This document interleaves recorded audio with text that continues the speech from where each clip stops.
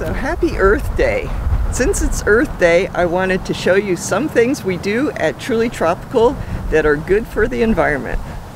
So if you've been here in the last couple of years, you might have noticed these wooden things that hold the plants. And we call these plant cribs. What they are actually, what their first use was to ship like tiles and windowsills. And after that product was used, they just throw these away. And I saw a big stack of these at a tile place and thought this would be a great thing for plants. Not only does it help organize the plants, but it also helps to keep them upright and not getting blown over as often by the wind. So anyway, it's a nice reuse item. So we use as much mulch as we can get. There's some nutrition in the mulch, and it reduces the plant's need for water because it conserves the moisture in the soil. So here's another thing.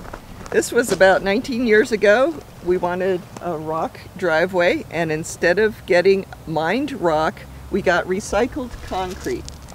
And this is a product that's made from buildings that are no longer wanted. Instead of just burying a bunch of concrete, they chop it up or grind it up, and it makes a really good substitute for mined rock. So here's another one of our environmental things. There was 10 cubic yards of stuff that was going to go to the dump, and the guy who was hauling it called me and said, "You want to deal with this?" And I was up for the task. It's a lot of work to go through 10 cubic yards of anything, but we've done most of that and gotten the plastic parts and the metal parts and stuff out of it. And we're left with a lot of compost that's great for the plants, and some other stuff, some sticks and things that will need to decompose some more, but we'll put those in an area that the lawnmower won't run over. So another thing we do is reuse a lot of things, like all of these pots. These pots came with the property 19 years ago, and they were not brand new then. Every once in a while, there'll be a pot that just doesn't hold up to the sunlight, and that we will throw away. I tried to recycle them, and the recycle people just sent them back. They were not happy with that. I guess it doesn't meet their standards. So anyway, this is what we would throw away.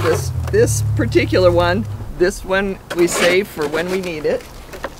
So not only are a lot of these pots like 30 years old or older, but I also get more pots when I'm cruising the neighborhood. I don't really, intentionally cruise, but if I'm driving someplace, I notice what's out for trash pickup.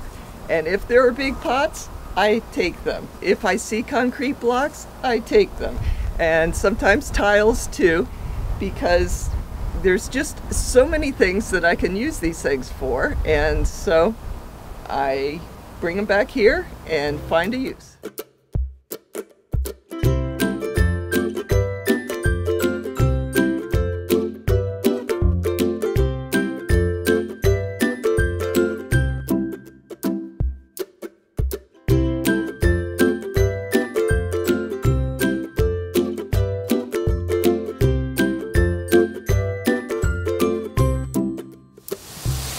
So another thing we do is use very little water on this property, and that's by using low volume emitters. And these emitters are just for the designated tree. We water the trees minimally, and the grass or weeds that are in open spaces sort of have to fend for themselves. In fact, until like a week ago, everything in the land of grass-like plants or weeds was completely brown except for around the trees. So we just run this type of irrigation for like 20 minutes a day. It's just enough to keep the plants going during times of no rain. So here's another environmentally responsible situation. Zealand-O-Chinese was really looking horrible before last mango season. It managed to produce some fruit, but it was a Charlie Brown tree. You know, just lots of sticks and very few leaves. So it needed nitrogen, needed food in general. We didn't have bagged fertilizer that was organic and with the nutrients it needed. So what I did was all of the rotten fruit and the peelings and the seeds from fruit that we had cut up, I put here on the ground. And so this tree is now looking lots better, and we still have some evidence of that. We have some seed husks from that whole project, and so anyway, good use for something that you normally would throw away or compost. It was sort of a direct compost situation, and the tree's looking a lot better. Okay. So another thing I do, it's sort of like recycling or reusing, is I use the roots from an existing plant and put another variety on top.